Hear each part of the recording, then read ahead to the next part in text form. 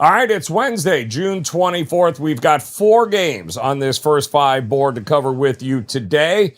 That'll include the Red Sox heading to Coors to wrap up their series with the Rockies. We got the Orioles in Anaheim tonight. We got the Astros and the Blue Jays going back at it in Toronto. And finally, the Brewers in Cincinnati looking to make it 3 straight. Hey, it's Raineri, WagerTalk.com. Let's dive in to these first 5 games. All right, the first game up here is the Red Sox. They're sending Ranger Suarez to Coors Field, and the market opened up with him as a minus 174 first 5 favorite. You're going to lay minus 174 with a lefty at altitude against the Colorado lineup that has been mashing left-handed pitching over the last couple of weeks. Got to think about that because Suarez, even though 2.93 ERA on the year, the underlying numbers match it. He's a good pitcher. Last time out, 6 2/3, I believe, shutout ball against the Seattle Mariners, but that was against the Seattle lineup that has certainly been struggling against left-handed pitching. And I wouldn't read too far into that because it was a soft win in a pitcher's ballpark. This is Coors. This is a different animal with a better hitting team. Now, Kyle Freeland for Colorado, 7.36 ERA, looks disastrous. The underlying numbers, though, say, well, he's been better than that. Not great, but not 7.36 ERA bad. And don't forget, we just watched him shut down what was a red-hot hitting Pirates team last time out at Coors. Now, this Colorado lineup, part of the market just keeps underpricing them. For what reason, I don't know. Over the last couple of weeks against lefties, especially, they're top 10 in baseball. 7th, as a matter of fact, in the league. They're a real offense. Rumfield, Caro still crushing it. Carrick has been swinging it really well.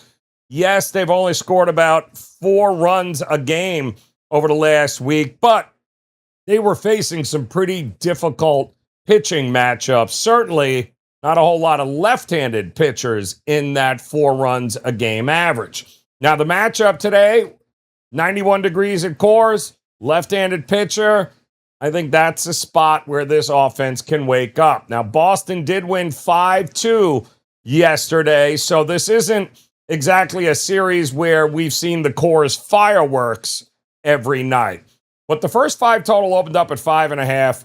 And with the Rockies' numbers against lefties, plus we've seen Freeland's underlying numbers still being ugly. He's not necessarily a 7 or an 8 ERA guy, but 91 degrees in Coors, I think some runs are likely coming here. The first 5 over, 5.5, and that is the way I'm leaning, or the Colorado team total in the first 5 might not be a bad look as well. Game number 2, we're going to head to Anaheim, Baltimore, and they're going to have to take on Jose Soriano of the Angels. They'll send Trey Gibson to the mound, and between the 2 of these starting pitchers, they walk close to 10 hitters per 9 innings combined. So we got free traffic on the base pass in this spot for everybody. That's right, Soriano coming in 3.03 ERA on the year, but be careful. The underlying numbers say he's more like a low to mid 4 ERA pitcher. So his ERA is making him look better than what he has actually been. And the reason is the walks, 4.5 walks per 9 innings. He has gotten away with murder so far. Walk rate that high usually catches up at some point. And Gibson, he's sitting at 5.81 as an ERA, already terrible. And the underlying numbers say, he's actually worse than that. He's walking close to 6 hitters per 9 innings, only striking out under 7. So he's making his own trouble every inning. Only 5 starts in, so the sample's thin, but nothing in his numbers are pretty. Baltimore's offense over the last couple of weeks, below average against righties. 21st, in fact, in the league. And that's with Alexander and Holiday and Henderson having been hot over the last week. you look at the last 14 days, man, they're a fade against right-handed pitching for sure. And the Angels lineup is the better group. 14th overall the last couple of weeks in hitting, putting up close to 5 runs a game over the last 7. And they just won yesterday's game 5-1. So the first 5 opened with the Angels around minus 132, 2 walk-prone arms, and a total of 4.5 in the first 5.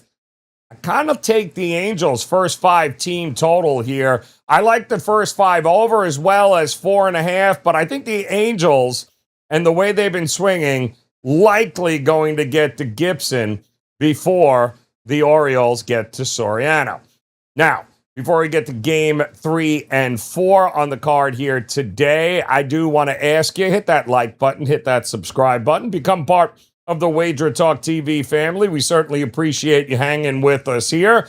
It's all about the first 5s here with this, and we are going to head to Toronto for game number 3 to review the Astros and the Blue Jays, who just played to a 9-7 game last night in Toronto, and they're right back at it here today with you Savage on the bump for the Jays and Mike Burrows going for Houston. You Savage sitting at 3.76 for an ERA on the season, and I think that's selling him short because the underlying metrics to me say he's closer to a 3 ERA pitcher on the season than anything else. I mean, he's missing bats at a high rate. The walks have hurt him a little bit, 4 per 9 innings, but the stuff he's got is real. He's been better than what his ERA numbers are showing us. Now, Mike Burrows for Houston, 5.79 on the year. The underlying numbers say he's been a touch better than that, but still not good. His last Major League Baseball outing was just 1 inning, I think, back on the 19th. So, yeah, not great for him. Not exactly what they thought they'd be getting here in Houston. Now, the offense for Houston over the last couple of weeks, 11th against righties, pretty decent. Pena, Alvarez, obviously, Altuve swinging it really well. The Toronto offense, by the way, 13th, also decent over the last couple of weeks. In fact, I got 2 even lineups at the plate. Toronto opened around a minus 156 favorite in the first 5, a bit pricey. But the play I like is the Toronto first 5 team total. I think Savage is going to handle this Houston lineup early. I think they can keep the Jays bats working against the Houston pitcher who's, let's face it, has not been great. So the Blue Jays team total over. I think they get to Burrows before they can get to Savage in this spot. And finally, we've got a game number 4 we're going to review. Milwaukee going for a sweep of their division rival Cincinnati Reds after winning the first 2 games of the series. They are going to make it 3 in a row because we've got Shane Drohan for the Brewers going up against Rhett Lauder of the Reds, and the Brewers minus 152 as a first 5 road favorite. And Drohan at 3.40 ERA on the year. His underlying numbers saying he's actually a bit better than that. Maybe the high 2s or low 3s. He's missing bats, not walking a ton of guys. He's only got 5 starts in, so the sample is again thin, but the numbers all point in the right direction for him.